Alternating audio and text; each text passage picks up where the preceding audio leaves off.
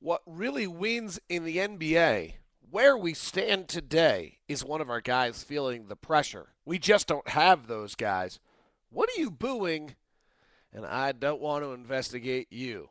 It's all coming up on tip off. Boom, boom, boom. I thought it was just between me and Jazz fans. Boom, boom, boom, boom. But it went viral because of Darryl Ovell. Boom, boom, boom, boom. Now I'm being mocked everywhere. Boom, boom, boom, boom, boom, boom, boom, boom, boom, boom. How are you? So Derek Favors, with 1 minute left, gets a great pass from Gordon Hayward. Goes to the rim. Ball goes inside the cup. It's going to be good. Favors going to go to the line to tie. We're going to come back. And it comes back out. It peaked. And I lost it. Because I'm not well. You guys know that. And I care too much. You guys probably know that too. And so I wake up this morning and my timeline on Twitter, which of course is all our value in life is, right? I mean, we have no other value in life other than our timeline on Twitter. I swear I got to get rid of it. I'm not like, there's another area where I'm not like, what the heck do I walk into my office and check my timeline in Twitter in the morning? Like, who, no offense, but like, who cares? Like, just move on with your day. But I do. So evidently, Mike and Mike of ESPN, after Darren Ravel is just, frankly, I'm honored if Darren Ravel mentions me because I think Darren Ravel just does such amazing work. And Mike and Mike are great too. I didn't mean that like they aren't. But so I wake up this morning and my timeline says they're having a good time. They're making fun. It's hilarious. They're having some fun. You're being talked about. You're blowing up. And I get a text from Mike that says, "Hey, what's up? Are you available?" So there's in theory, I guess they could call. They're talking to Carmelo Anthony right now, so that's I've been bumped. So I thought I'd record tip off. I can't imagine that I got bumped for Carmelo. Um, you know, I call games kind of the same way I do tip off, like just for you guys. Like, there's not very many of you that listen to this. There's not very many people that actually I feel like there's 8 of you in 8 different spots. We all know each other, and that's what we're calling the game for. That's like you drop an inside joke, they know what it is. It's kind of the radio show. It's funny when you do the radio show at times you felt like it was bigger, but when I'm calling a game, I just feel like there's a there's a guy in the car. There's a mom's working in the kitchen. No, that's sexist. I didn't mean it that way. There's a guy who's doing I don't know. There's the worker at night. I don't know who's listening, but I always feel like there's about 5 of us. Me, Ron, the engineer. I always joke my engineer and my statistician. At the end of the night, I always say, "Did you have a good time?" Because you're the only people that had to listen. So hopefully you enjoy it. And now, a moment of craziness and I'm being what? Good time made fun of, hilarious, some fun, talked about blowing up. Actually, it's fun. It's who I am. Uh, I'm sure I'll get fired one of these days from doing this job. I could probably tell you the date right now if you really wanted to know it. And let's see. Wait a sec. Mike Greenberg. Uh, yes, that is good. Sorry. Sorry for the call. Didn't thought I was a producer.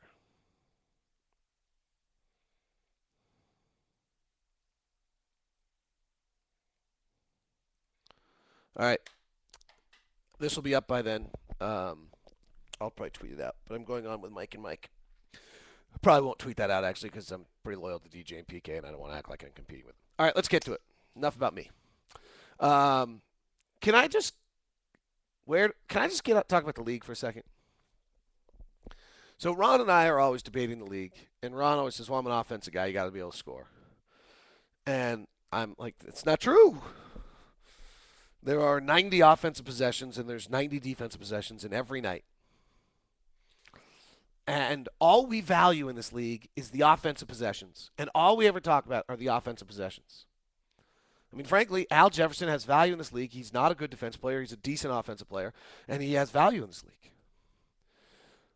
will watch the playoffs, and teams will take guys off the floor who can't score.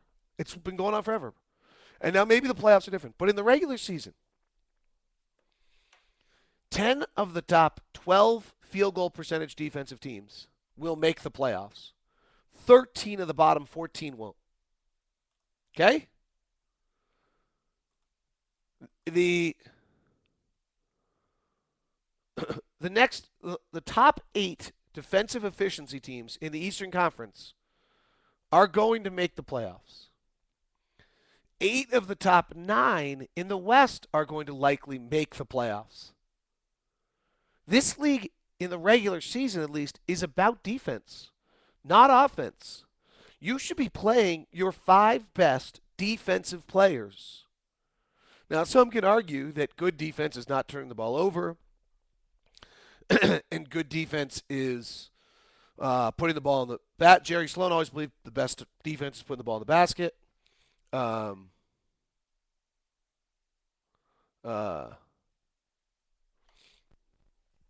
so that's so that's sorry, that was Mike again. So that was the to me. You got to play your defensive players, and I know what every single one of you are thinking right now, and yes, that's what I'm saying. That's what I'm saying. It's also, frankly, why Ty was right. Earl Watson over Jamal Tinsley. He's a better defensive player, and it hurts. And as much as well as Mel the abuser's playing, it hurts us. So I just think we got to look at those kind of things and understand that and get that that's where this league is. And we talk about Kevin O'Connor. I think has done a brilliant job with Moneyball this year, and getting Josh Howard and Jamal Tinsley. I think the Moneyball is still finding valued defensive players and then finding a coach who's willing to play them. Chicago is the best example of this. Chicago just plays their best defensive players. Derrick Rose goes out. They just keep defending and they keep winning. And everyone's like, I don't know why they keep winning. Because the league's about defense. I have my Locke offensive rating. I'll give you all the offensive rating. All the other stuff, the league is about defense. The teams that defend win. Night in, night out. We don't do it. We're not good enough defensively. We rank field goal percentage defense. We rank 20th. 3-point defense efficiency, we rank 23rd. You're not a playoff team. And yet the rest of my conversation is probably going to be about offense. Because that's what we do in this league. We just talk offense. And that's why I lead with this today, because I'm about to go get into offensive stuff. But it's not true. And if you have a major defensive deficiency like we do, Lionel Hollins said it after the game. Oh, we just knew we could run the pick and roll because they had guys who can't guard it. All right, well then what the heck can we do? The league is about defense. Where do we stand? Not great. More and more looking like I'm going to New York with our draft pick instead of the Warriors. According to Kevin Pelton, we have about 30% of making the playoffs, and the Warriors have about a 50% chance of getting their pick right now. I do think we can win out if we defend. The reason the big lineup's working is because Favors is on the floor and we're better defensively. But teams are still isolating certain matchups and making it tough on us. But the big lineup works because we have our best defensive player on the floor. And when you have Hayward and Favors on the floor, you're pretty long defensively. As much as we all think it's about Millsap at the 3, I'm convinced it's about Favors being on the floor at the 4. So, we've got a tough run. And on the offensive end of things, you watched that Dallas-LA game last night, and there's a 5-minute sequence where there was just ridiculous play after ridiculous play, whether it was Jason Terry or Dirk or Andrew Bynum makes a big play or, we don't have those guys. Maybe all the more reason for us to be just trying to be a defensive team. We just don't have those guys with the kind of ability that you just give Dirk the ball and he makes a play. I mean, Al's close. Al's close to the ability we can give him the ball in the post and he can get a shot off. But we don't have the clutch late game shooting ability there was pretty unbelievable. Speaking of Al, I interviewed him as his playoff run got really intense, and I asked him how it was, and he says it's stressful. Uh, it's better than what I had before, but it's stressful. I'm watching him on the floor. I'm beginning to wonder if going through this for the first time is getting to him a little bit. He doesn't entirely seem like the same guy to me that he was at his best moments of the year. And, it's too easy probably to say, well, that's because we're under a playoff push. But it does feel like that might be the case. If you go look through some of his late game numbers right now, where he's been really quite good for this team over the last little while, he's not been as good recently, and to me that's surprising. That's really what he brings you is late in the games. Was fabulous last year, and was truly about as good as you can get in key moments, and he just hasn't been doing that. He's shooting 48% in April before last night's game, which, you know what, he actually put that together pretty well. Um, his fourth quarter shooting has not been as clutch late in the year as you would assume it to be. Um, so it's interesting. In regards, by the way, to so New Orleans, Jazz didn't. The scary thing for me, New Orleans, we didn't play great, and when we don't play great, we're pretty equal with New Orleans. And then Eric Gordon was the best player on the floor, and that happens. And we could not guard that, and we couldn't guard it on the high pick and roll, and we couldn't guard it one on one either. He got hot, and there was no stopping him. And one guy won the game, and that's the value of one guy if you let a game stay close when they have the better player on the floor. The other one, the Memphis game, we played great. We just made a ton of mistakes late in the game, and Lionel Hollins said after the game that game was about experience, having been there and knowing you could do it late. Devin Harris throws a bad entry pass into Paul Millsap. Gordon Hayward lets O.J. Mayo get open on a cross-court pass. Derek Favors misses shot at the rim. Paul Millsap misses 2 free throws. Gosh, what a warrior Paul is this year. He has 2 or 3 late game plays. The miss in Atlanta and the 2 free throws last night. Favors makes the frustration foul. You run through it. Every guy on the roster had a play. Al's inability to guard the pick and roll. And you know what? Al's not trying on this. He's just not good at it.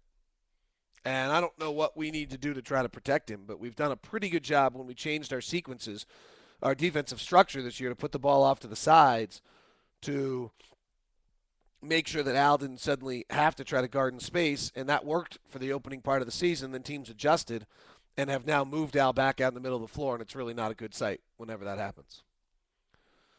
The Memphis game was incredible. Read Empty the Noggin. I went through detail by detail by detail on it. It's really long. It's the longest I've ever written at Locked On Jazz, and you'll get a bunch of stuff on it, so take a moment or two on that. We got to win out from here is where we stand. And, I don't know if we can do that. I think I look at the roster and I logically say, okay, we can win tonight. Tonight's a hard one.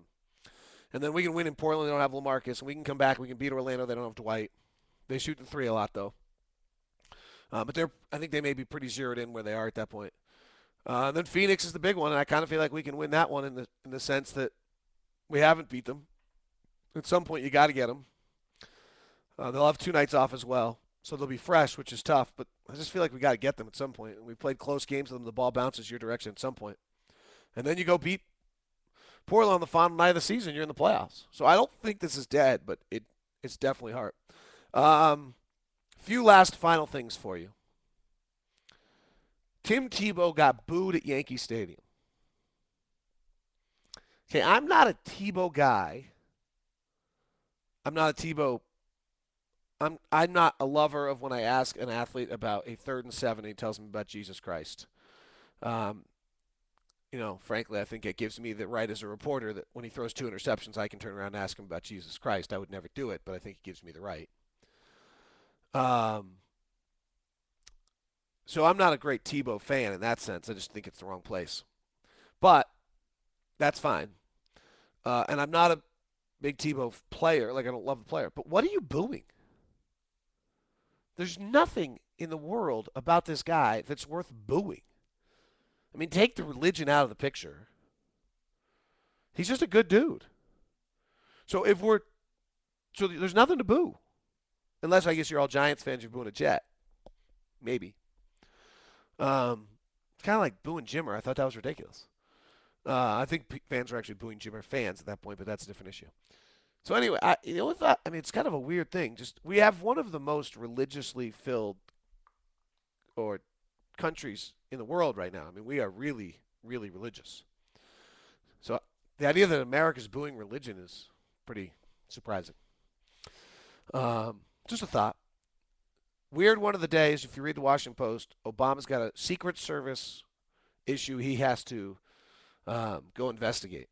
I'm telling you what. If I'm the president of the United States of America, I do not want to have to be investigating the Secret Service and possibly have them turn on me.